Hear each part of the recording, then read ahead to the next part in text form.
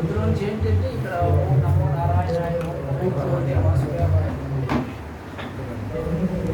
ఓం నమ శివాయ అని ఈ విధంగా 7 కోట్ల మంత్రాలు ఉన్నాయి. ఇప్పుడు మీరు అడిగారే ఈ మంత్రాలన్నీ కూడా జిఆర్ స్వామి వారు చెప్పిన, ఎవరు చెప్పినా ఓంకారం మూల మంత్రం. ప్రతి మంత్రానికి ఓం అని చేర్చే మంత్రాన్ని ఉచ్చారణ చేస్తారు. ఓం నమ శివాయ, ఓం నమో నారాయణాయ, ఓం నమో భగవతే వాసుదేవాయ. అంటే ఓంకారం లేకుండా ఏ మంత్రం కూడా ఉండదు. ఓం చేర్చే చెప్తారు. ఓంకారం ద్వారానే అన్ని మంత్రాలు చెప్పబడతాయి. అందుకు ఓమి త్యాగాక్షరం బ్రహ్మం జేయం సర్వము ముఖ్యువి అన్నారు. జేయ వస్తువు మోక్షాన్ని పొందడం కొరకు, మోక్షాన్ని కావాలనుకున్న ప్రతి ఒక్కరు కూడా ఓంకారాన్ని జపం చేయాలి. ఇది ఓంకారం అన్నటువంటిది ఎలా జపం చేయాలని అంటే, ఓం అని ఇప్పుడు మనం అన్నామే, గౌనంగా పలికాము, కానీ దాన్ని స్వరంతో బయటికి చెప్పకూడదు. దంత తాలు ఓష్ట జీవ, దంతములు కానీ దవడలు కానీ నాలుకలు కానీ పెదవులు కానీ ఏవి కదలకుండా మనం యోగం చేసేటప్పుడు ఏం చేస్తాం, 3 సార్లు ఇలా నమస్కారం చేస్తాం. అక్కడి నుండి స్వరప్రయోగం చేస్తాం. అంటే ఆదిలో ఉన్నటువంటి నిర్గుణ నిరాకార పరబ్రహ్మంలోంచి వచ్చినటువంటి శబ్దమే ఓంకారం. అలాగే మనకు చెవికి శబ్దం ఉంది కదా, అంటే ఆకాశం మనలో ఉంది. ఆకాశంలో నుంచి మొట్టమొదట భూతం ఏది? ఆకాశం. ఆకాశం అంటే పరమేశ్వరుడికి మన శరీరం మనకెలగో, పరమేశ్వరుడి శరీరం ఆకాశం. ఏ ఆకాశం? చిదాకాశం. అదే కాశీ. కాశీ అంటే ప్రకాశం అని అర్థం. ఆ ప్రకాశంతో కూడుకొని ఉంటాం. ఆ ప్రకాశం ఎక్కడ ఉంది? మనకు కుంభజిల్లా ఉంది. అక్కడ నుండి 2 నాడులు నిలబడి బయటికి చూస్తాం. లోపల ఏం జరుగుతుందో మర్చిపోయింది. చేతులు మనం ఏం చేయాలి? ఆ ప్రకాశాన్ని దర్శించాలి. ఆ ప్రకాశాన్ని ఎవరైతే దర్శిస్తారో వాళ్ళు ఆత్మ సాక్షాత్కార పురుషులు. వాళ్లకు పరమాత్మకు తేడా ఉంటుంది. అంటే ఆత్మ సాక్షాత్కారం కొరకే ప్రతి ఒక్కరూ ముముక్షు అన్నటువంటి వాళ్ళు ప్రయత్నం చేసుకుంటారు. అయితే మంత్రాల తాలూకు ఉద్దేశం ఏమిటి? ఎన్ని మంత్రాలు మనం జపం చేసినా అన్ని మంత్రాలకు అర్థం ఏంటంటే ఓం నమ శివాయ, ఓం నమో నారాయణాయ, ఓం నమో భగవతే వాసుదేవాయ. అంటే ఓం అంటే పరమాత్మ, నమ అంటే జీవాత్మ, అయ్య అంటే కలుపుట. యావం మంత్రేశ్వర చెప్పేద్దు. 7 కోటి మంత్రాలకు అర్థం ఏంటంటే జీవుడిని బ్రహ్మములో ఐక్యం చెయ్యని అర్థం. జీవుడు ఎందరు ఉన్నారు ఈ సృష్టిలో? శరీరాలు చూస్తే 84 లక్షలు ఎన్నో చెప్పారు. జీవుడు మాత్రం ఒక్కడే. మరి సృష్టికి ఈశ్వరుడు ఎందరు ఉన్నారు? ఒక్కడే. మరి మతాలు ఎక్కడ ఉన్నాయి? మా మతం వేరు, మా జాతి వేరు అంటే ఇవంతా వ్యవహారం కొరకు మనం ఏర్పాట్లు చేసుకున్నాం. అంతేగాని మతం అన్నది వేరేగా కాదు. మతం అంటే మన మనసు మంచిదైతే అన్ని మతాలు ఒకటే. మనం విషయం తెలిస్తే అన్ని మతాలని అందరినీ గౌరవిస్తాం. విషయం తెలియకపోతే మా మతం వేరుగా ఉందని చెప్పేసి అడ్డుపాటు వేసుకుంటాం. అది మనకు మతం అనేటప్పుడు, మనకు దేవుడు ఉండేటప్పుడు మనకు పంచభూతాలు ఒక సృష్టి ఉండాలి కదా. అలా ఉందేంటి అక్కడ? మరి లేనప్పుడు మరి ఇంకేంటి? మరి మనకు మతం అంటే ఏమిటి? మతం అంటే సత్యం. సత్యం అందరికీ ఒకటే. అల్లాకు ఒక సత్యం, బుద్ధుడికి ఒక సత్యం, అది కృష్ణుడికి ఒక సత్యం, క్రైస్తువుకు ఒక సత్యం, ఏమో అందరికీ ఒకటే. అందుకు మంత్రాల తాలూకు ఉద్దేశం ఏంటంటే, అన్ని మంత్రాల ఉద్దేశం ఏంటంటే జీవుడిని బ్రహ్మములో ఐక్యం చెయ్యాలన్నారు. ఇప్పుడు ఇంతెందుకు, మనలో జీవుడు ఉన్నాడు, శ్వాసలు ఆడుతున్నాయి. ఈ ఎవరు ఆడిస్తున్నారు? ఒకసారి మనసు పెట్టి కళ్ళు మూసి చూడండి. అది ఆడడానికి మన ప్రయత్నం ఏమైనా ఉందా? అది ఆగిపోతే మనం ఉంటామా? మరి దాని సంగతి ఏదో తెలుసుకుంటే మరి అందుకు నిన్ను నువ్వు తెలుసుకు అంటారు. అది తెలుసుకోవడానికి లోపలికి ఎవడు వెళ్ళడం, ఒక యోగే వెళ్తారు. ప్రతి వాళ్ళందరూ బయటకే వస్తారు. ఆ శ్వాస ఆడుతుంటే ఆరోగ్యంగా ఉండేటప్పుడు మన కాలాన్ని అంతటినీ కూడా ధారేషణ, ధనేషణ, పుత్రేషణ అన్న యశత్రయంలో తగులుకొని సంసారంలోనూ పునరపి జననం, పునరపి మరణం, ఇదంతా విష సర్కిలే అన్నారు. విష సర్కిల్ అంటే ఇది పాయిజన్ లాంటిది సంసారం. ఇందులో మనకి ఎంత ఏం చేసినా సరే ముక్తి మోక్షం రాదు. కానీ అందులో నుండి బయటికి పడలేకపోతాం. పద్మవ్యూహం భేదించుకొని లోపలికి వెళ్ళామే కానీ భేదించుకొని బయటికి రాలేకపోయాడు అభిమాని. అలాగే మనం కూడా సంసారంలోకి వెళ్తున్నాం కానీ దాంట్లోంచి బయటపడలేకపోతాం. బయటపడాలని అంటే గురువుని పట్టుకోవాలా, సాధన చేయాలి. సాధన చేయకుండా సాధన కూడా మరలా ఎన్ని ఉన్నాయి సాధనలు? 1,25,000 మార్గాలు ఉన్నాయి. యోగతారావళిలో జగద్గురు ఆదిశంకరాచార్య వారు చెప్తారు 1,25,000 మార్గాల్లో ఉత్తమమైనటువంటి మార్గం అని మనం చేసే యోగం గురించి చెప్తారు. ఆయనకు మహావతార బాబా కాశీలో ప్రత్యక్షమై ఇచ్చారు. ఎవరికి? శంకరాచార్య వారికి. ఈ ఇండియాలోనూ 2 గురువుల దగ్గర ఈ సాధన ఉంది. దక్షిణ ఇండియాలోంచి శివానంద పరమహంస, నార్త్ ఇండియాలోంచి మహావతార బాబా. ఎవరైనా సరే ఈరోజు ఆహారం లేకుండా జీవిస్తున్నారని అంటే ప్రాణాయామం చేసే ఆహారం లేకుండా జీవిస్తారు. ఎందుకంటే మనం ప్రాణాయామం గట్టిగా చేసినప్పుడు మన లోపల ఉన్నటువంటి వాతం, పిత్తం, కఫం, కొలెస్ట్రాల్ అన్నీ బయటికి పోతాయి. అందుకు మా మెడికల్ సైన్స్లో sound mind and sound body, sound body and sound health అని చెప్పారు. మంచి ఆరోగ్యం రావాలని అంటే సాధన బాగా చేసుకోవాలి. చేసుకునేటప్పుడు మన శరీరంలో ఉన్నటువంటి వాతం, పిత్తం, కఫము, డస్ట్ అంతా కూడా బయటికి పోవాలి. పోయినప్పుడు ఏమవుతుంది? అపానం వచ్చి ప్రాణంలో కలుస్తుంది. అందుకు ప్రాణ అపానం కలపమన్నారు. ఈ ఎడం పక్క ఉన్నది అపానం జలతత్వం, ఈ కుడి పక్క ఉన్నది ప్రాణం అగ్నితత్వం. ఈ ప్రాణాన్ని అపానాన్ని సమంగా లాగి మనము లోపల మర్దన చేసేటప్పుడు మన శరీరంలో ఉష్ణం పుడుతుంది. ఇప్పుడు కట్టిలో అగ్గి ఉందా లేదా? అది బహిర్గతం అవ్వాలంటే ఏం చేయాలి? కట్టికి కట్టి మదనం చేయాలి. పెరుగు కడవలో వెన్న ఉందా లేదా? చిలల్లో నూనె ఉందా లేదా? కానీ ఆ ప్రక్రియలు చేయగా బయటపడతాయా? అలాగే మనలోనూ కూడా ఆత్మ ఉంది అని తెలుసుకున్న వాళ్ళు ఎవరైతే అందులోనే ప్రయత్నం చేస్తారు. ఇంకా కాశీ, రామేశ్వరం వెళ్ళరు. ఎందుకు వెళ్ళరు? తనలోనున్నాడే నమ్మకం కుదిరింది. తనలోనున్న వస్తువే ఇతరత్ర ఉంది. పరమాత్మ సర్వభూతాత్మ అన్నారు కదా. ఇప్పుడు మీలోనే ఏ శక్తి అయితే ఉందో అది విశ్వంలోని అంతట్లోనే ఉంది. దానికి రూపమే లేదు, నామము లేదు, దానికి జాతి లేదు, మతం లేదు. ఇవన్నీ మనం ఎందుకు పెట్టుకున్నాం అంటే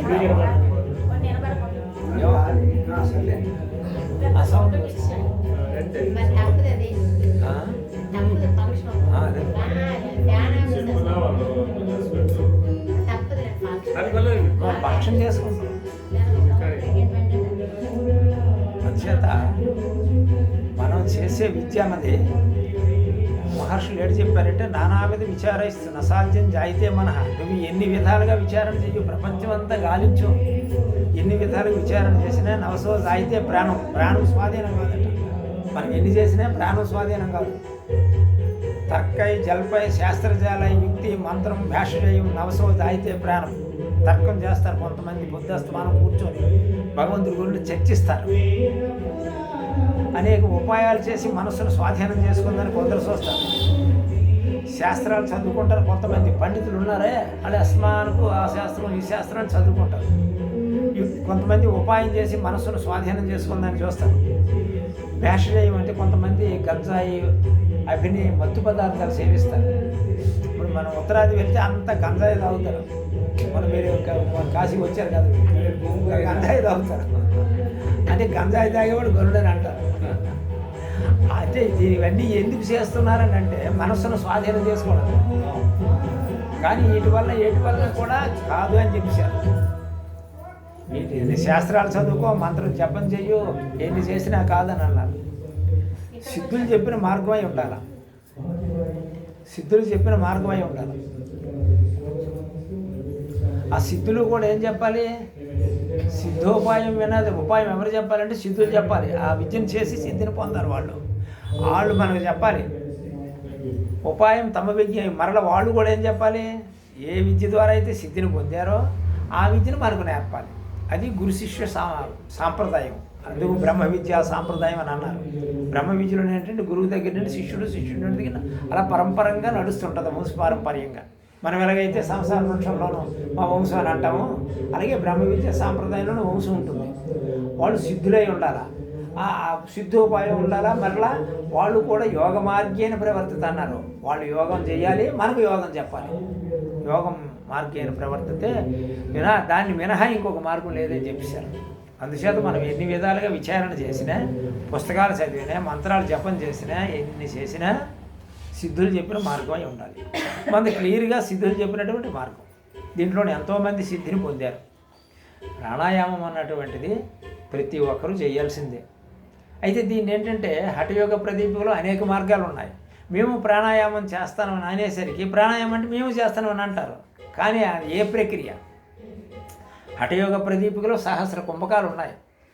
మనం చేసేది అంతర్ముఖ ప్రాణాయామం, అది యోగం. యోగం అంటే కలుపుతుంది ఎవరిని, జీవుడిని బ్రహ్మంలో కలుపుతుంది. అందుకు యోగం అంటే కలయిక అని అర్థం. క్షుణ్ణంగా ఇది ఎవరైతే చేస్తారో తక్కువ టైంలోనే బికమ్ యోగ అవుతారు. ఎందుకు ఇతరత్ర ప్రయత్నాలు అక్కర్లేదు. సుషుమ్నా వాహిని ప్రాణే, ఇది పింగళా నాడి, ఇది ఎడానాడి, ఇది దేవయాన మార్గం, ఇది పితృయాన మార్గం, ఇది శుక్ల మార్గం, ఇది కృష్ణ మార్గం. సిస్టమ్ అంతా ఇక్కడే ఉంది. ఇక్కడ ఉందని తెలుసుకోలేక మనము ఎంతసేపు కూడా బయటికి వెళ్ళిపోతున్నాం.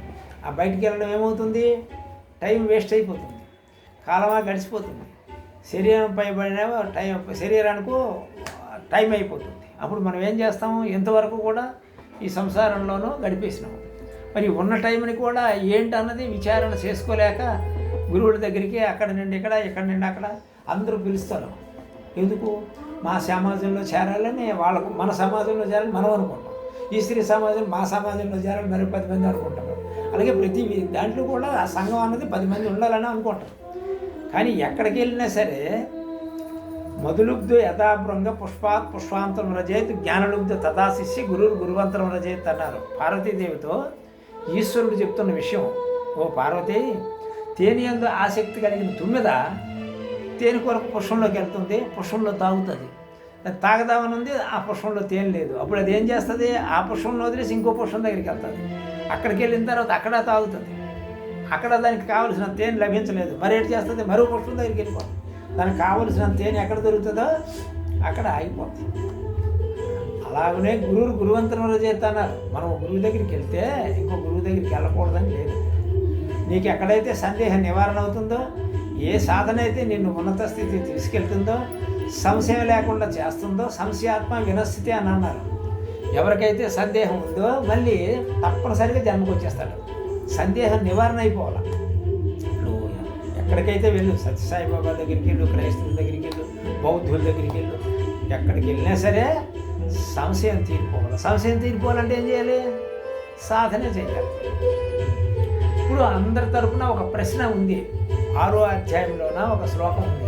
అర్జునుడు అడిగాడు మన అందరి తరపున, ఏమని, చించలమిహి మనః కృష్ణ అని అన్నారు. చూసాను ఎటువంటి ప్రశ్న. కృష్ణ, ఈ మనస్సు మిగులు చంచలమైంది, ప్రమాదేని బలవదృఢం, మహాప్రమాదకరమైనటువంటిది, బలమైనటువంటిది, దృఢమైనటువంటిది. అందుకు దీన్ని ఛేదించలేకపోతాను. వాళ్ళు పిలిస్తే వాళ్ళ దగ్గరికి వెళ్ళిపోతాను, వీళ్ళు పిలిస్తే వీళ్ళ దగ్గరికి వెళ్ళిపోతాను. కానీ నేను సిద్ధాంతాన్ని పట్టుకున్నాను, ఇది యథార్థమని నమ్మలేకపోతాను. అందుకు కాలం అయిపోతుంది. ఏది యథార్థమో తెలుసుకోవడానికే కొన్ని జన్మలు పట్టేస్తుంది. ఇప్పుడు ఆ అమ్మ అడిగారు, జీరస్వామి వారు చెప్పారండి. జీరస్వామి వారు చెప్పింది ఒక సాంప్రదాయం, అలా కట్టుబడి ఉన్నారు. అది ఒక మార్గం, ఆ మార్గంలో వాళ్ళు ప్రయాణం చేస్తున్నారు. కానీ సిద్ధాంతం మాత్రం కాదు, మంత్రం. ఓం నమో నారాయణాయ మంత్రాలు. ఇప్పుడు ఇందాక చెప్పినటువంటిది మంత్రము, శాస్త్రాలు, వేదాధ్యయనం చేసినప్పటికీ కూడా సిద్ధులు చెప్పిన మార్గం అని అన్నప్పుడు ఈ మంత్రం ఎగిరిపోయింది. నీ మంత్రం జపం చేసినా కాదు, మనం చేసేది మంత్రం కాదు. ఏదైతే ఆదిలో ఉందో ఆ ఓంకారం అన్నటువంటిది దాన్ని పెదవులు కదపకుండా చెయ్యాలి. హామ్గా కూర్చొని సాధన చెయ్యాలి. చేసేటప్పుడు అప్పుడు మనకు ఊర్ధ్వానికి ప్రాణం పోతుంది. ప్రాణం కిందికి వచ్చి కంటితో చూస్తూ మనస్సు ఏర్పడి ఇంద్రియాదుల ద్వారా మనం కర్మలు చేసి ఈ కర్మరంగంలో అన్నీ ఆర్జిస్తున్నామా లేదా. ఒకడు ధనం కావాలనుకుంటున్నాడు, ధనం సంపాదిస్తున్నాడు. ఒకడు బాగా శాస్త్రవేత్త కావాలనుకుంటున్నాడు, అవుతున్నాడు. ఒకడు సైన్సిస్ట్ కావాలనుకుంటున్నాడు, అవుతున్నాడు. ఈ తెలివిలన్నీ ఎక్కడి నుండి వస్తున్నాయి, మన లోపలి నుండే వస్తున్నాయి. అయితే ఇప్పుడు మనం ఇక్కడ అందరం కూర్చున్నాం 10 మంది.